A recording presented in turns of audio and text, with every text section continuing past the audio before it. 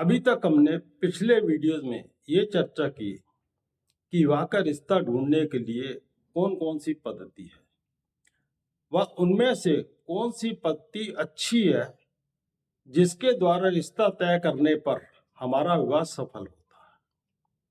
उसके बाद हमने इस बात पर चर्चा की कि कौन सा दृष्टिकोण ऐसा है जिससे हमारे वैवाहिक जीवन में शांति बनी रहे।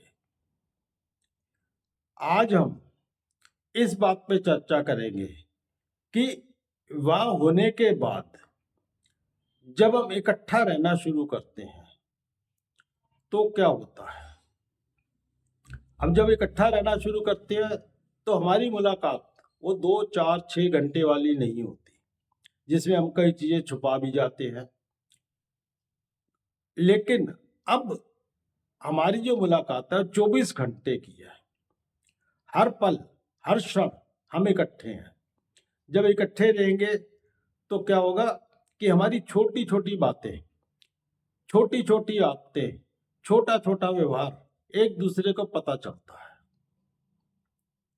अब हम आपस में किस तरह व्यवहार करें, किस तरह संबंधों को बनाएं और हमारा स्वभाव क्या है उसको हम किस तरह दर्शा रहे हैं, ये सब एक दूसरे को पता चल जाता है। इसका मतलब यह है कि हमारा असली चेहरा, दोनों का असली चेहरा एक दूसरे के सामने आ जाता है।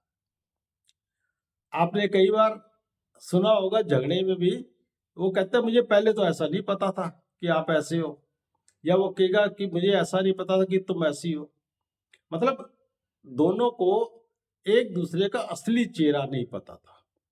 चाहे वो प्यार में रहे हो, कई साल तक उनमें रिलेशनशिप रही हो, लेकिन फिर भी उनका असली चेहरा एक दूसरे को पता नहीं चलता। अब विवाह में रहने के दो मानसिकताएं हैं, मतलब दो ढंग हैं।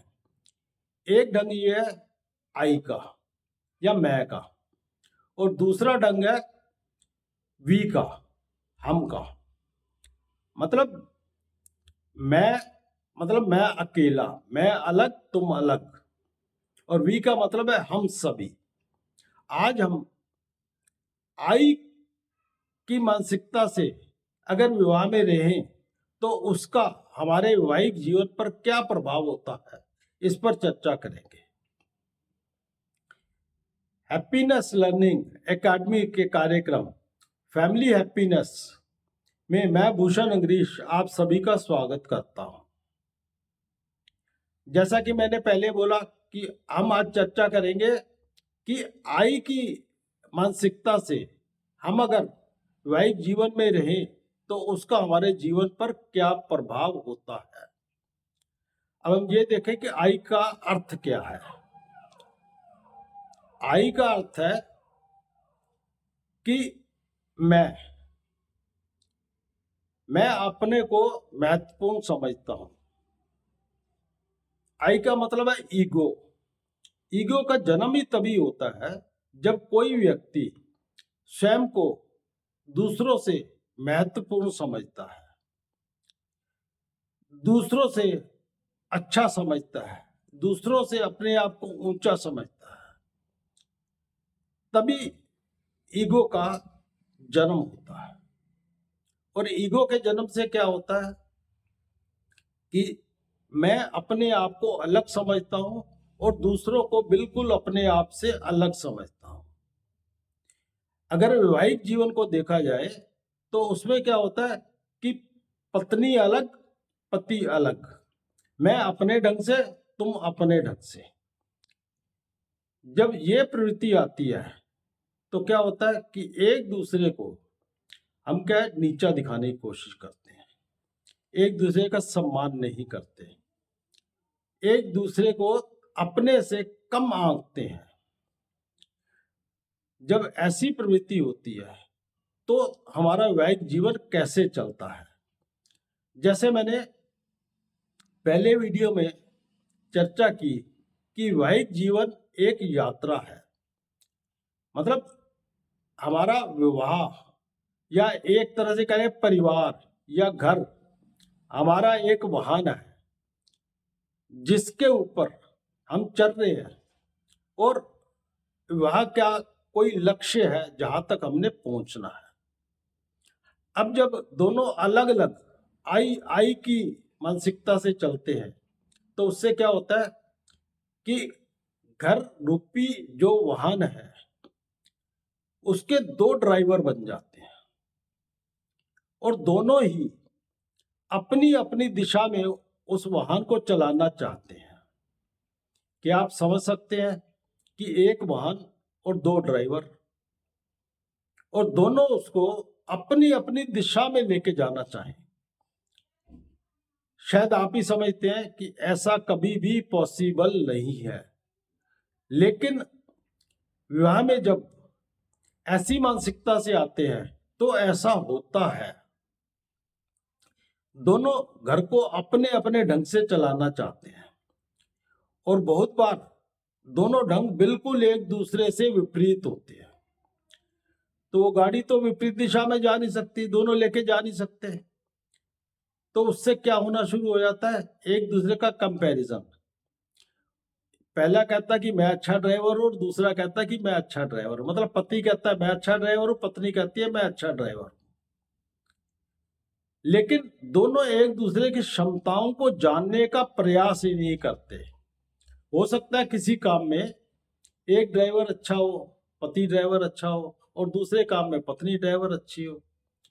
तो दोनों उस दूरी पे घर के वाहन को उसी को चलाने के लिए दें जो उस काम में अच्छा ड्राइवर है। लेकिन हम ऐसा नहीं करते। जब आई की प्रवृत्ति आ जाती है, मानसिकता आ जाती है, तो हम ऐसा नहीं करते। हम एक दूसरे की क्षमता को जानने का प्रयास ही नहीं करते। इसमें प्रतिस्पर्धा शुरू हो जाती है। दोनों अपने आप को अच्छा ड्राइवर प्रूव करने के लिए बढ़ते हैं। जब प्रतिस्पर्धा शुरू होती है तो एक दूसरे के ऊपर क्या करते हैं कि लाछन लगाना शुरू करते हैं। मतलब एक दूसरे को नीचा दिखाना शुरू कर देते हैं। जब एक दूसरे को नीचा दिखाना शुरू करते हैं तो उनमें दूरियां बढ़ती जाती हैं। जब ये दूरियां बढ़ती जाती हैं और ये काम बार बार होता है, क्योंकि परिवार में आपने कई काम करने हैं और हर काम में अगर ऐसा होगा तो क्या है, आप एक दूसरे से दूर होना शुरू हो जाओगे। एक दूसरे के साथ सहयोग की भावना खत्म हो जाएगी, एक दूसरे पे विश्वास खत्म हो जाएगा। जैसे ही विश्वास खत्म होता है, मैंने पहले भी एक वीडियो में कहा है कि विश्वास और प्रेम दोनों साथ साथ चलते हैं। जब विश्वास खत्म होता है तो प्रेम खत्म होना शुरू हो जाता है। जब प्रेम खत्म होता है तो हम एक दूसरे से दूरी बना लेते हैं। हम एक घर में तो रहते हैं, मैं उसे घर भी नहीं कहूंगा, क्योंकि घर का मतलब होता है जहां प्रेम है। एक मकान में या एक छत के नीचे रहते हैं, लेकिन दोनों अजनबी बन के रहते हैं। बस उनका इतना ही मतलब होता है जहां पे जरूरी जरूरी काम हो। तो इस तरह से वह दोनों अशांति में जीना शुरू कर देते हैं और यही अशांति जब बढ़ती जाती है तो तलाक की नौबत भी आ सकती है। अगले वीडियो में हम वी की मानसिकता से जब हम रहते हैं तो उसका क्या प्रभाव होता है, इस पर चर्चा करेंगे। अगर ये वीडियो आपको अच्छा लगा हो तो इसको लाइक जरूर करें और वीडियो देखना चाहते हो सब्सक्राइब जरूर करें और दूसरों को जोड़ने के लिए इसे शेयर जरूर करें। अगले वीडियो तक मैं आपको नमस्कार करता हूं और वीडियो देखने के लिए आपका धन्यवाद करता हूं।